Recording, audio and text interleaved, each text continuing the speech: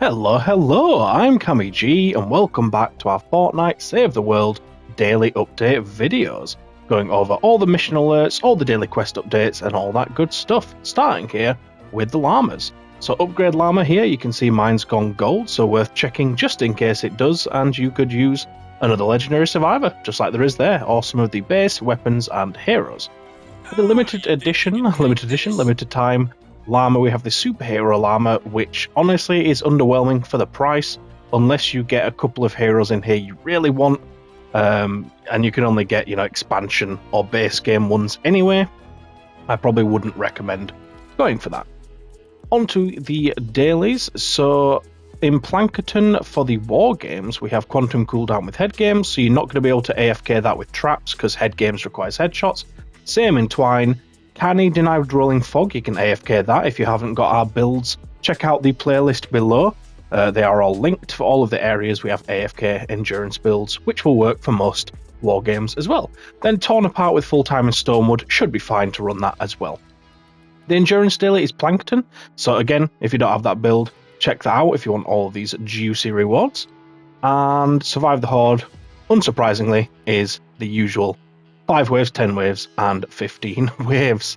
Heading into Ventures to start off, we have the only decent one to call out in this area, so I'm in the sort of 58 plus, around that area at the moment, and there's a Cat 3 here with 2 weapons. Neither of them are fantastic. Sawtooth is probably the best one of both of them, but you're probably going to do this mission anyway if you're in this area, so I thought I'd just call that out. And then if we go down into Stonewood and make our way up, because everyone can access Stonewood, I figured I would start here. That's how I usually do it. So the best stuff to call out in here really is not that one. There is a double reward there, but they are indeed, as you can see, epic, not legendary. And then, yeah, to be honest, there's not really too much going on. We've got 2 mini reward llamas there, which is all right. I mean, for Stormwood, you can AFK that pretty much if you use one of our builds we've gone over in Ventures before. As far as the 4 player missions, schematic XP there, and down here we have schematic XP again, and then here schematic XP. So probably not worth doing that unless you're really desperate for schematic XP and you're in sort of that Plankton Stonewood area. In Plankton we have some better rewards. So if we go to around about down here, I think we have this refuel the home base with the Zappatron, so probably just want to put in the collection book, but then underneath it we have the electric field, which is a fantastic ceiling trap. It does damage in an area, it goes 2 blocks down, it has energy, it is fantastic. Definitely check that out if you don't have that already. And then we have some more mini reward llamas. Nice trend over the past few days, we've got quite a lot of these. Don't exactly know where they are actually. It's potentially down here. So one is there with 3 mini reward llamas, and then on the Attack the Titan, which is down here, 2 more there. And for Plankton, that's pretty much it. There is another Upgrade Llama up there, which is obviously a little bit better than the mini reward llama, depending on what you want. Another schematic XP 4-player mission, which isn't really worth it. Survivor XP, not really worth it. Schematic XP, not really worth it. Schematic XP again. These 4-player missions are just not overly useful. And then a hero XP. So yeah, again, not overly useful.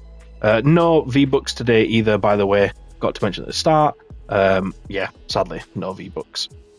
I will usually call it out straight away if there is.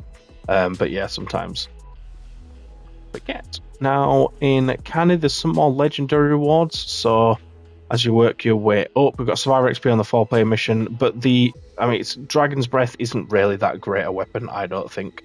But obviously, if you like the look of it, go ahead and run that. Carrying on with the 4-player missions, we have Husk Stomper as well, but again, I'm not really too interested in advertising that for too long. Hero XP there on the 4-player mission.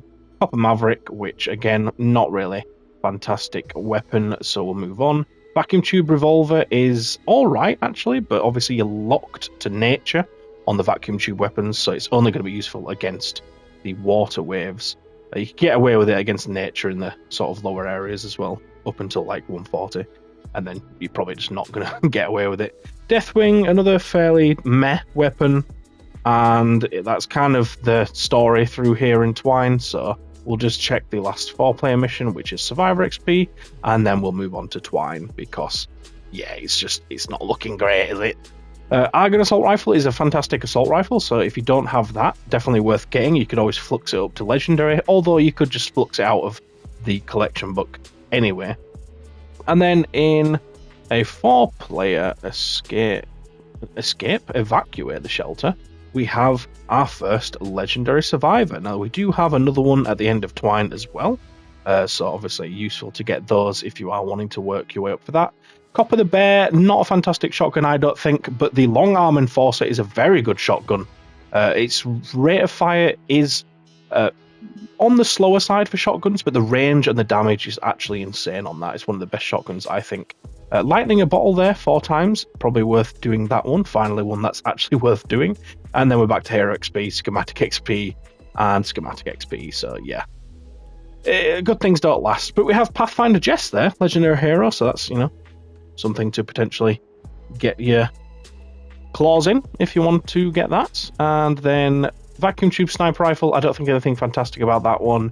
Neon Scythe is one of the better scythes, I think, so if you don't have that and you're a scythe build, ninja player, then maybe get on that. 4-time Storm Shard with Legendary perk up is a great 4-player mission there. The one before it, not so much, so I won't glance on it too long. Schematic XP, not really worth doing. We have 4 times Hero, and ooh, that's not bad. Legendary with 3 Epic and Eye of the Storm, so it might be worth doing that one if you are in this sort of area. Obviously, if you're in Plankton, you're not going to be able to do that, and maybe you've already left the video, but that's fair enough. Shuriken Master Sarah, she's not too bad for a ninja build, based around shurikens, obviously, from the name. And then just a bit higher up here, there's that other Legendary Survivor. And in terms of the other mission rewards, probably not worth going over. We have 4 times Storm Shard there with Pure Drops of Rain, a fantastic mission to run. The exact same rewards on these two, actually, so you can get that twice if you want. Wow, 5 times Storm Shard with Pure Drops of Rain. And then, 3 Epic with 1 Legendary. Not the best rewards, but it is Repair, which is an easy mission to do. 5 times Storm Shard, again, with Pure Drops of Rain. That's the other weapon, but with Schematic XP, I don't think it's worth it. 4 Legendary, 1 Epic, maybe not worth it, but obviously if you need it, then maybe go for it.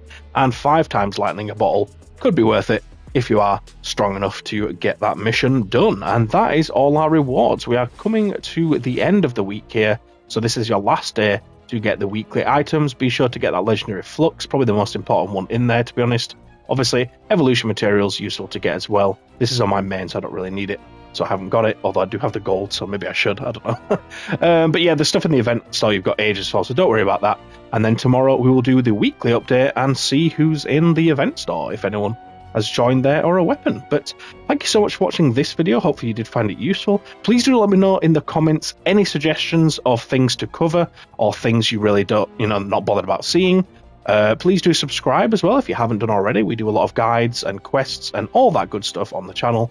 But yeah, thank you so much for watching. Get back to your day of Save the World and get killing some husks. Alright, cheers. See you later.